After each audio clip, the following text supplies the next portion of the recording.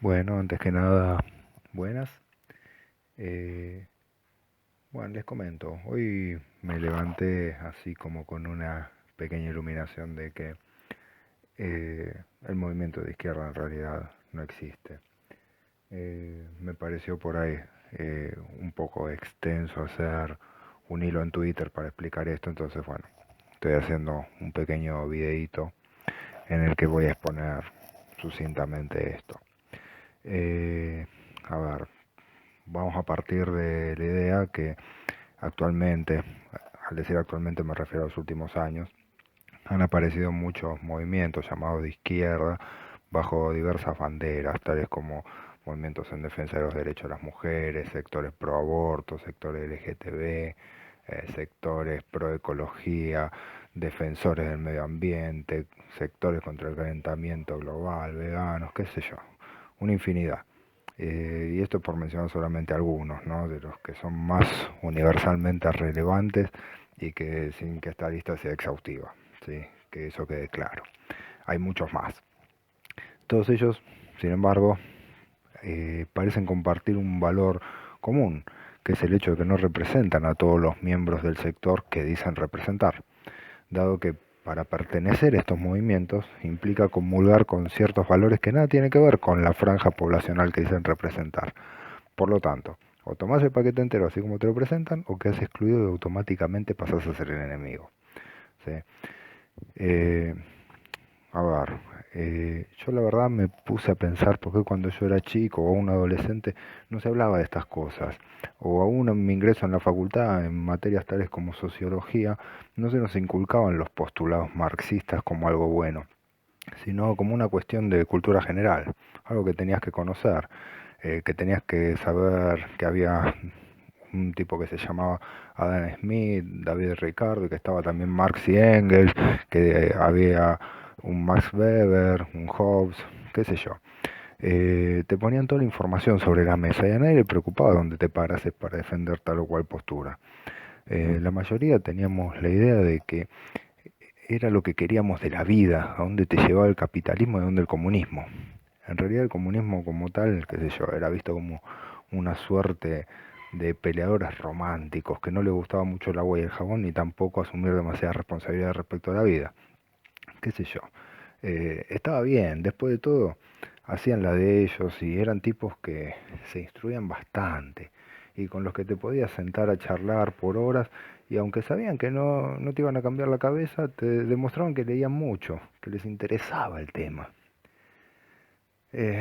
Entonces, bueno, o sea, se leían El Capital, se leían todas las obras de Marx, Engels, bueno, en fin. La mayor parte de esta gente también te decía que para que el comunismo como sistema funcionase se tendría que llegar a una comunidad mundial y que era impracticable, dado que para que eso pase el ser humano tendría que cambiar su propia naturaleza, es decir, tendría que dejar de ser egoísta y eso en las condiciones actuales y en los próximos 1000 años tal vez no se diera. Pero el movimiento siempre se reivindicó en buscar alguna igualdad en la sociedad y eso no estaba del todo mal, pues en definitiva alguien hacía el trabajo sucio de moderar el capitalismo y ayudarlo a reinventarse de un modo que fuese más eficiente. En fin, pero bueno, luego pasó algo. Estos movimientos de izquierda que reivindicaban valores socialmente aceptables, vieron que era, a ver, un gran negocio. O sea, el negocio consistía en conducir una masa de gente que te pueda dar algún tipo de rédito. Y obviamente, a ver, siempre eso es negocio y el capitalismo lo sabe sobradamente. Bueno, pero volviendo un poquito al eje temático de esto, sí, tengamos en cuenta que Marx jamás tuvo la oportunidad de probar el comunismo y que solo lo postuló como un modelo teórico. Así que el comunismo en estado puro no existe, ¿sí? Sino que es tan solo, reitero, un modelo teórico. ¿Sí? El comunismo como práctica, lo mismo que el socialismo, es lo que han hecho de él. ¿Sí? Eh, a ver, es algo empírico que se trató de buscar una explicación. Pero bueno, entonces, ¿cómo es que surgen todos estos movimientos de los que empezamos a hablar? Y la segunda pregunta que viene a colación es, ¿cómo hacemos negocio con eso? Acá es donde viene la respuesta que es comunismo. ¿Pero qué comunismo?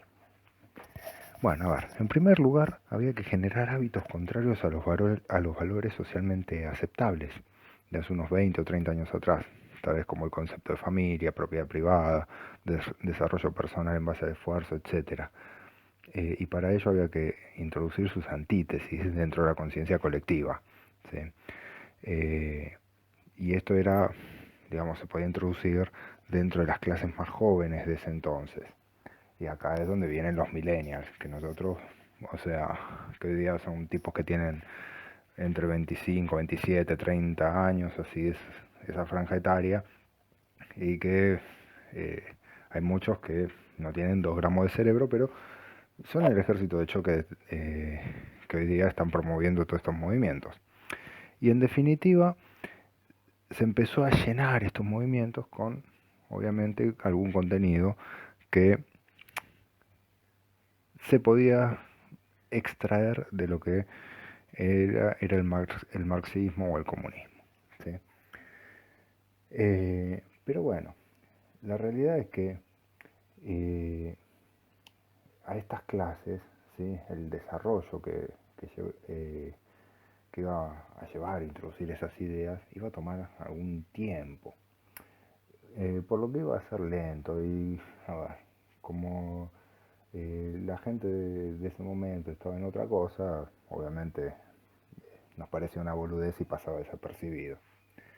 Y así fue como se fue generando una cultura que todo aquel que acumulase riqueza se lo empezó a mirar como, ya no como alguien exitoso, sino como alguien que generaba una ilegítima frustración a aquel que no podía acceder a esos estándares.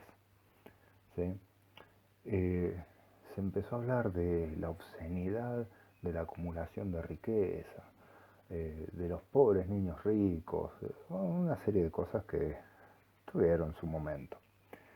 ¿Sí?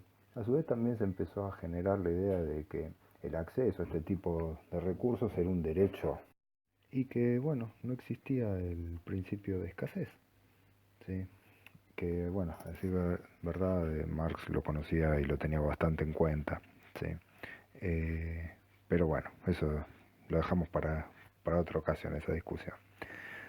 También, o sea, se empezó a introducir la idea de que el modelo de familia era un modelo arcaico, que había que atacar las instituciones, tales como la iglesia, que el desarrollo personal en base al esfuerzo no era algo válido, que la individualidad como tal no contaba, sino la conciencia del colectivo al que se pertenecía, y que fuera de él la gente no merecía vivir prácticamente. Eh, Esto, bueno, obviamente llevó a mucha gente a desesperarse en cuanto quedaba fuera de algún colectivo que les generaba identidad. Hubo casos de suicidio también. Pero bueno, también, tema aparte. No quiero desviarme demasiado de este punto. Pero lo que sí se puede ver claramente, por ejemplo, en los movimientos feministas, ¿sí? En que hay mujeres que no se sienten representadas, a esas mujeres les desean que las violen o que las maten, e incluso las propias mujeres que pertenecen al movimiento toman acciones directas contra la integridad de las personas que están fuera del movimiento. Es una locura. Pero bueno, no sé, me estoy adelantando un poco. El tema es que, bueno, ya tenemos un montón de gente a nivel global a la que estamos introduciendo un montón de ideas, adoctrinando, y que ni se dan cuenta, porque en definitiva la finalidad parece buena, hay un fin altruista, ¿sí? Eh, Evitar que nos violen, nos maten, conseguir derechos, conseguir conquistas sociales, evitar el calentamiento global, bueno, qué sé yo, eh, conseguir inclusión, pero bueno, nos estamos olvidando de un montón de cosas que quedan en medio, ¿no? La gente empieza a comprar la finalidad, el fin empieza a justificar los medios para obtenerlo. Bueno, no sé, digo esto como si alguno hubiera leído Maquiavelo, ¿no? Eh, pero bueno, por ahí alguno lo leyó. No sé si lo entendió, pero bueno. Eh, bueno, en este contexto pasa el tiempo y ya tenemos una masa de gente sumamente perezosa y desinformada que no solo pretende vivir a expensas de otro, sino que lo considera un derecho. Acá empiezan a nacer los famosos zurdos con OSDE, o zurdos con iPhone, ¿sí? Además del hecho de que obviamente los que hacen algo deben ser mantenidos para lograr sus fines utópicos. Por eso no es raro que detrás de políticas sumamente peligrosas se escondan argumentos que parecen buenísimos a nivel social, pero que esconden una oscura realidad que, bueno, para estos incautos está velada completamente. Bueno, ahora bien, ya tenemos el argumento. Pasó el tiempo, tenemos gente formada, o más bien deformada, desinformada, y parecería que pocos se dieron cuenta. Eso de hacer negocios. ¿Sí? El primer intento del que me acuerdo, no sé, en este momento es el del agujero de la capa de ozono a principios de los 90, que tuvo muchísima difusión en diversos medios, revistas científicas, eh, y las políticas que se tendrían que tomar para evitar la expansión del agujero de ozono. Empezaron a culpar a Estados Unidos como uno de los principales productores de gases contaminantes. Y fue así que se dieron diversas convenciones, ¿sí? Convenciones internacionales, tales como la Convención de Viena sobre el Cambio Climático, el Protocolo de Montreal, el Protocolo de Tokio, ¿sí? De los cuales Estados Unidos jamás formó parte, porque sostuvo que estas cuestiones eran para perjudicar su industria solamente y para lograr ventajas competitivas a costa de ellos. Entonces, bueno, siguieron contaminando como venían haciendo. Pero bueno, al parecer el tiempo les dio la razón y tan errados no estaban, porque a finales de los 90 el agujero de ozono se empezó a estabilizar y a cerrar, aunque los Estados Unidos nunca dejaron de emitir gases nocivos ni adhirieron a ninguna de estas convenciones. Bueno, pero sin adentrarnos en este tema, lo cierto es que una premisa como el cambio climático y la ecología movilizaba a grandes grupos de gente, sobre todo los que se estaba educando y que fueron generando a los generales, por decirlo de alguna manera, de estos movimientos a los que se les denomina activistas. No claro en los términos de los activistas de los años 60, ¿no? Estos son activistas sectorizados, más que nada. Pero bueno, entonces la primera prueba entonces fue exitosa. Ahora habría que expandir el negocio. Es así funciona el capitalismo. En este sentido, bueno, se empezaron a movilizar sectores que tradicionalmente no regían la economía internacional. Digamos que los mayores volúmenes de traspaso de guita, o sea, los negocios más grandes, estaban dados por las armas y la industria farmacéutica, ¿sí? Y bueno, todos los demás estaban fuera de esa gran torta, ¿sí? Pero también querían su tajada. Así que bueno, tenemos el negocio, por ejemplo, abortos, ventas de derivados humanos, células madres. Acá voy a hacer un pequeño punto que tampoco me voy a extender mucho, que cuando a principios del año 2000, por ahí, hubo una movida, pasó a que no era socialmente aceptado, ¿sí? El tema de las células madre, y se lo dejó como algo que hacían los chinos, experimentos con gente, etcétera, pero fue un intento, ¿sí? Eso también lo podemos hablar aparte. No quiero desviarme del tema central. Bueno, qué sé yo, también tenemos el empleo de fármacos que no tenían mucha venta o que se utilizaban para fines muy específicos y que necesitaban favorecer su distribución, tal como el misoprostol, ¿sí? También se empezó a hablar de la permeabilidad de las fronteras para generar movimientos de minorías oprimidas, oprimidas en sus propios países, ¿sí? A los países a los que iba, obviamente, se les fomentaba que le dieran derechos por sobre los nacionales propios de esos países, o sea, porque en definitiva eran gente oprimida.